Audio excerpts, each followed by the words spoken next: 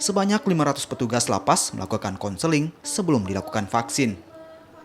Vaksinasi tahap pertama bagi petugas lapas ini diwarnai kejadian menarik.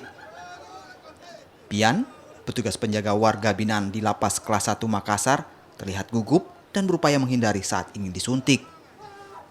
Aksinya pun mengundang senyuman dari rekannya di satuan. Puncaknya, Pian mencoba kabur saat akan disuntik vaksin oleh tim dari Dinas Kesehatan Kota Makassar. Butuh waktu 30 menit bagi petugas untuk menenangkan Pian hingga penyuntikan vaksin berhasil dilakukan. Pian mengaku tidak takut dengan vaksin, namun ia fobia dengan jarum suntik. Vaksinasi bagi petugas lapas yang merupakan pelayan bagi warga binaan terus dilakukan.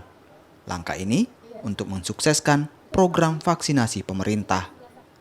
Rama Pratama, Kompas TV. Kayak ketakutan, kenapa ya? Jarang sekali suntik soalnya. Jarang sekali. Ada trauma masa kecilnya atau seperti apa, Pak? Atau hanya karena jarang disuntik saja? Hanya karena jarang disuntik. Kalau trauma enggak ada, cuman rapid saja. Ya, tetap seperti itu. Atau mungkin waktu kecil diberitahu, awas yang mau suntik nanti sampai... Oh iya, kalau SD sering ditakut-takutin begitu. Sering ditakut-takutin. Jadi sampai... Hari ini di lapas kelas 1 Makassar ada kegiatan vaksin khusus ASN divisi pemasyarakatan. Jadi di sini yang divaksin ada dari pegawai ASN lapas Makassar, Rutan Makassar, Bapas Makassar, dan Rubasan. Sekitar 500 ASN yang sudah didata.